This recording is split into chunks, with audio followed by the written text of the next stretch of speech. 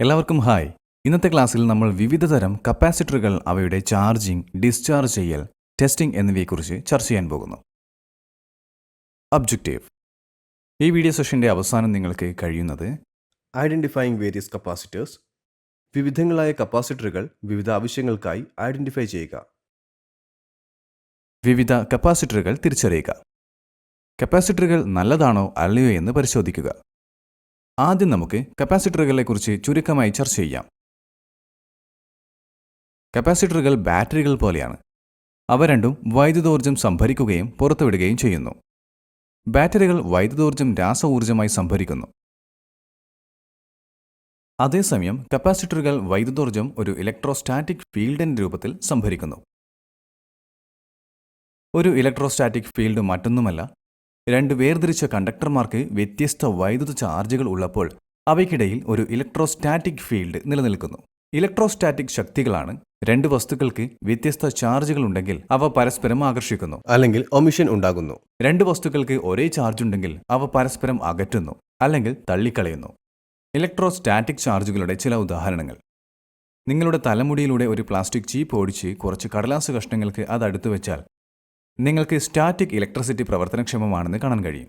ചീപ്പ് അതിലേക്ക് പേപ്പർ വരയ്ക്കുന്നു. വിപരീത ചാർജുകൾ ആകർഷിക്കുന്നതിനാൽ ചാർജ് ചെയ്ത ചീപ്പ് പേപ്പറിൽ വിപരീത ചാർജ് ഉണ്ടാക്കുന്നതിന്റെ ഫലമായി പേപ്പർ ചീപ്പിനോട് ചേർന്ന് നിൽക്കുന്നു. കപ്പാസിറ്റർ രണ്ട് ടെർമിനൽ അല്ലെങ്കിൽ രണ്ട് കണ്ടക്ടർ പാസീവ് കോമ്പോണന്റ് ആണ്.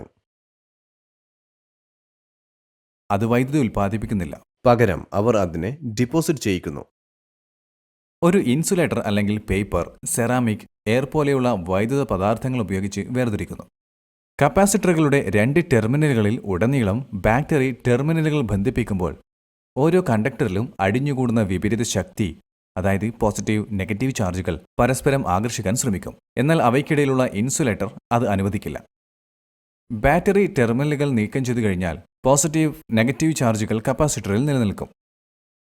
വിളക്കിന് കുറുകെ ഒരു വിളക്ക് ബന്ധിപ്പിക്കുമ്പോൾ സംഭരിച്ച ചാർജുകൾക്ക് ലോഡിലേക്ക് ഒഴുകാൻ ഒരു പാത ലഭിക്കും. വിളക്ക് തിളങ്ങാൻ തുടങ്ങും.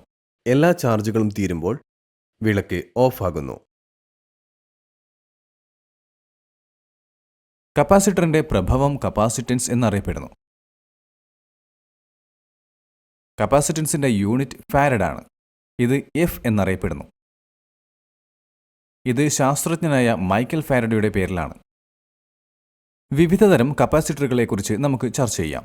കപ്പാസിറ്ററുകളെ അടിസ്ഥാനപരമായി ഫിക്സഡ് കപ്പാസിറ്ററുകൾ അല്ലെങ്കിൽ വേരിയബിൾ കപ്പാസിറ്ററുകൾ എന്നിങ്ങനെ തരംതിരിച്ചിരിക്കുന്നു. നിർമ്മാണ സമയത്ത് കപ്പാസിറ്ററിന്റെ മൂല്യം നിശ്ചയിച്ചിട്ടുള്ളതും പിന്നീട് മാറ്റാൻ കഴിയാത്തതുമായ കപ്പാസിറ്ററുകൾ ഫിക്സഡ് കപ്പാസിറ്ററുകൾ എന്നറിയപ്പെടുന്നു.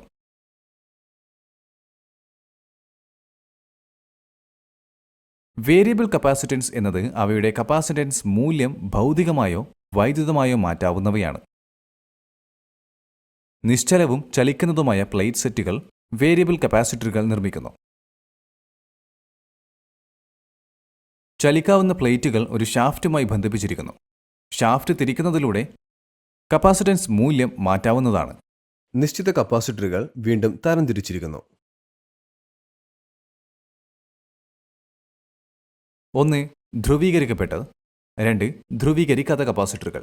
നമുക്ക് ധ്രുവീകരിക്കപ്പെട്ട കപ്പാസിറ്ററുകൾ ചർച്ച ചെയ്യാം. ധ്രുവീകരിക്കപ്പെട്ട കപ്പാസിറ്ററുകൾ ടെർമിനലുകൾ, അതായത് ഇലക്ട്രോഡുകൾ, ധ്രുവതയുള്ള ഒരുതരം കപ്പാസിറ്ററുകളാണ്. Positive, negative. പോസിറ്റീവ് ടെർമിനൽ വിതരണത്തിന്റെ പോസിറ്റീവ് വശവുമായി ബന്ധിപ്പിച്ചിരിക്കണം, കൂടാതെ നെഗറ്റീവ് നെഗറ്റീവുമായും. ധ്രുവീയത വിപരീതമാകുന്നത് കപ്പാസിറ്ററിനെ നശിപ്പിക്കും. ഇത്തരത്തിലുള്ള കപ്പാസിറ്ററുകൾ DC ആപ്ലിക്കേഷനുകളിൽ മാത്രമാണ് ഉപയോഗിക്കുന്നത്. പോസിറ്റീവ്, നെഗറ്റീവ് കപ്പാസിറ്റർ ടെർമിനലുകൾ യഥാക്രമം ദൈർഘ്യമേറിയതും ഹ്രസ്വവുമായ ടെർമിനലുകളാൽ തിരിച്ചറിയപ്പെടുന്നു. ഇലക്ട്രോലൈറ്റിക് കപ്പാസിറ്ററുകൾ ധ്രുവീകരിക്കപ്പെടുകയും ഡൈ ഇലക്ട്രിക് അടിസ്ഥാനമാക്കി തരംതിരിക്കുകയും ചെയ്യുന്നു. അലൂമിനിയം ഇലക്ട്രോലൈറ്റ് കപ്പാസിറ്ററുകൾ അലൂമിനിയം ഓക്സൈഡ് ഒരു ഡൈ ഇലക്ട്രിക് ആയി ഉപയോഗിക്കുന്നു. ടാൻഡലം ഇലക്ട്രോലൈറ്റ്. ടാൻഡലം ഇലക്ട്രോലൈറ്റിക് കപ്പാസിറ്ററുകൾ ടാൻഡലം പെൻഡോക്സൈഡ് ഡൈ ഇലക്ട്രിക് ആയി ഉപയോഗിക്കുന്നു. ഓഡിയോ ആംപ്ലിഫയറുകളിലെ ശബ്ദം കുറയ്ക്കുന്നതിനും ഇൻപുട്ട് ഔട്ട്പുട്ട് സിഗ്നലുകൾ സുഗമമാക്കുന്നതിനും ഇലക്ട്രോലൈറ്റിക് കപ്പാസിറ്ററുകൾ ഉപയോഗിക്കുന്നു. നോൺ പോളറൈസ്ഡ് കപ്പാസിറ്ററുകൾ. ധ്രുവീകരിക്കപ്പെടാത്ത കപ്പാസിറ്റർ എന്നത് ഒരുതരം കപ്പാസിറ്ററാണ്. അത് ധ്രുവതയില്ലാത്തതും ഒരു സർക്യൂട്ടിൽ ഒന്നിൽ കൂടുതൽ ബന്ധിപ്പിക്കാവുന്നതുമാണ്. ഉയർന്ന ഫ്രീക്വൻസി ആപ്ലിക്കേഷനുകളിൽ നോൺ പോളറൈസ്ഡ് ഉപയോഗിക്കുന്നു. Paper capacitor. പേപ്പർ കപ്പാസിറ്ററുകളിൽ കടലാസാണ് വൈദ്യുത പദാർത്ഥമായി ഉപയോഗിക്കുന്നത്. ഒരു പേപ്പർ കപ്പാസിറ്റർ എന്നത് ഒരു നിശ്ചിത കപ്പാസിറ്ററാണ്.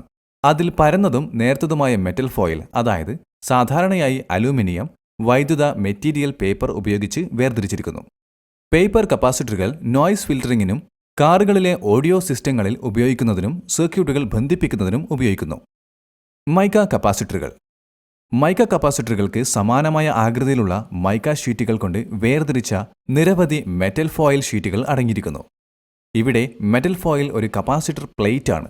മൈക്ക ഒരു വൈദ്യുത പദാർത്ഥമാണ്. മൈക്ക ഒരു മികച്ച വൈദ്യുത ചാലകമാണ്. ഉയർന്ന വോൾട്ടേജിനെ നേരിടാൻ കഴിയും. സ്ഥിരത നിലനിർത്താനാണ് മൈക്ക കപ്പാസിറ്ററുകൾ പ്രധാനമായും ഉപയോഗിക്കുന്നത്. സെറാമിക് കപ്പാസിറ്ററുകൾ. സെറാമിക് കപ്പാസിറ്ററുകൾ നോൺ പോളറൈസ്ഡ് കപ്പാസിറ്ററുകളാണ്. അതേസമയം സെറാമിക് മെറ്റീരിയൽ താപനിലയെ ചെറുക്കാൻ ഒരു വൈദ്യുത മാധ്യമമായി ഉപയോഗിക്കുന്നു. പ്രിന്റഡ് സർക്യൂട്ട് ബോർഡിലെ റേഡിയോ ഫ്രീക്വൻസി ശബ്ദം കുറയ്ക്കാൻ സിഗ്നൽ ട്രാൻസിസ്റ്ററുകളിൽ സെറാമിക് കപ്പാസിറ്ററുകൾ ഉപയോഗിക്കുന്നു. ഫിലിം കപ്പാസിറ്ററുകൾ. Film capacitor insulating. നേർത്ത പ്ലാസ്റ്റിക് ഫിലിം ഒരു ഡൈ ഇലക്ട്രിക്കായി ഉപയോഗിക്കുന്നു. ഒരു വശത്ത് മെറ്റലൈസ് ചെയ്തേക്കാം, അല്ലെങ്കിൽ അല്ലായിരിക്കാം. ഫിലിം കപ്പാസിറ്ററുകൾ ധ്രുവീകരിക്കപ്പെടാത്ത തരത്തിലുള്ളവയാണ്. അവ AC സർക്യൂട്ടുകളിൽ ഉപയോഗിക്കുന്നു.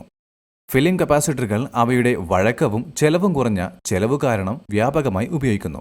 ഫിലിം കപ്പാസിറ്ററുകൾ പ്രധാനമായും മെഡിക്കൽ ഉപകരണങ്ങൾ, ഉയർന്ന ഫ്രീക്വൻസി ആപ്ലിക്കേഷനുകൾ, അനലോഗ് ടു ഡിജിറ്റൽ കൺവേർട്ടിംഗ് സർക്യൂട്ടുകൾ എന്നിവയിൽ ഉപയോഗിക്കുന്നു. നമുക്ക് കപ്പാസിറ്റർ ചാർജ് ചെയ്യാം. ചാർജ് ചെയ്യുന്നതിനും ഡിസ്ചാർജ് ചെയ്യുന്നതിനും പരിശോധിക്കേണ്ട ഒരു കപ്പാസിറ്റർ തിരഞ്ഞെടുക്കുക. വോൾട്ട് മീറ്ററിലെ അനുയോജ്യമായ ശ്രേണി ഉപയോഗിച്ച് വോൾട്ട് മീറ്ററിലെ 2 ലീഡുകളും കപ്പാസിറ്ററിന്റെ ലീഡുകളിലേക്ക് സ്പർശിക്കുക. എന്തെങ്കിലും വ്യതിചലനമുണ്ടെങ്കിൽ 2 ലീഡുകളെയും ബന്ധപ്പെടുത്തുക. മതിയായ നീണ്ട പ്രതിരോധത്തിലൂടെ ഡിസ്ചാർജ് ചെയ്യാനുള്ള സമയം ഒരു വോൾട്ട് മീറ്റർ ഉപയോഗിച്ച് കപ്പാസിറ്റർ പൂർണ്ണമായി ഡിസ്ചാർജ് ചെയ്തിട്ടുണ്ട് എന്ന് ഉറപ്പാക്കുക. വോൾട്ടേജ് സ്രോതസ്സിലേക്ക് ചാർജ് ചെയ്യേണ്ട ഒരു കപ്പാസിറ്റർ, ഒരു റെസിസ്റ്റർ, ഒരു അമ്മീറ്റർ, ഒരു സ്വിച്ച് എന്നിവ ഉപയോഗിച്ച് സീരീസിൽ ബന്ധിപ്പിക്കുക. കപ്പാസിറ്ററിന് സമാന്തരമായി ഒരു വോൾട്ട് മീറ്റർ ബന്ധിപ്പിക്കുക. ശ്രദ്ധിക്കുക, ഒരു ഇലക്ട്രോലൈറ്റിക് കപ്പാസിറ്ററിന്റെ കാര്യത്തിൽ ശരിയായ ധ്രുവങ്ങളുള്ള ഉചിതമായ ഉപകരണം ഉപയോഗിക്കുക. സ്വിച്ച് എസ് അടച്ച് വോൾട്ട് മീറ്ററും അമ്മീറ്റർ റീഡിംഗും നിരീക്ഷിക്കുക. തൽക്ഷണം അമ്മീറ്റർ റീഡിംഗ് അതിവേഗം വർദ്ധിക്കുന്നതും ക്രമേണ കുറയുന്നതും നിങ്ങൾക്ക് കാണാൻ കഴിയും. വോൾട്ട് മീറ്റർ റീഡിംഗ് 0 ആയിരുന്നു. കുറച്ച് നിമിഷങ്ങൾക്ക് ശേഷം വോൾട്ട് മീറ്റർ റീഡിംഗ് ഉറവിട വോൾട്ടേജിന് തുല്യമായിരിക്കും. കൂടാതെ അമ്മീറ്റർ റീഡിംഗ് 0 ആയി മാറും. കപ്പാസിറ്റർ പൂർണ്ണമായി ചാർജ് ചെയ്തതായി ഇത് കാണിക്കുന്നു. എസ് സ്വിച്ച് തുറക്കുക. ഡിസ്ചാർജ് ചെയ്യാം. സർക്യൂട്ടിൽ കാണിച്ചിരിക്കുന്നതുപോലെ പുതിയ പോയിന്റ് B സൃഷ്ടിക്കുക. സ്റ്റെപ്പ് 2. ഇപ്പോൾ B പോയിന്റിൽ സ്ഥാനങ്ങൾ മാറുക. ഇത് കപ്പാസിറ്റർ ഡിസ്ചാർജ് എതിർദിശയിൽ റെസിസ്റ്റർ R വഴിയാക്കുന്നു. അമ്മീറ്ററിലെ കറന്റ് നെഗറ്റീവ് റീഡ് ചെയ്യുകയും വോൾട്ട് മീറ്റർ റീഡിംഗുകൾ 0 ആയി കുറയുകയും ചെയ്യുമ്പോൾ കപ്പാസിറ്റർ ഡിസ്ചാർജ് ചെയ്യുന്നത് നിങ്ങൾക്ക് കാണാൻ കഴിയും. കപ്പാസിറ്ററുകളുടെ പരിശോധനയെക്കുറിച്ച് നമുക്ക് ചർച്ച ചെയ്യാം. 1 കിലോ ഓം പരിധിയിൽ മൾട്ടിമീറ്റർ റെസിസ്റ്റൻസ് മോഡിൽ സജ്ജമാക്കുക. വൈദ്യുത ബോർഡിൽ നിന്ന് പരിശോധിക്കേണ്ട കപ്പാസിറ്റർ നീക്കം ചെയ്യുക.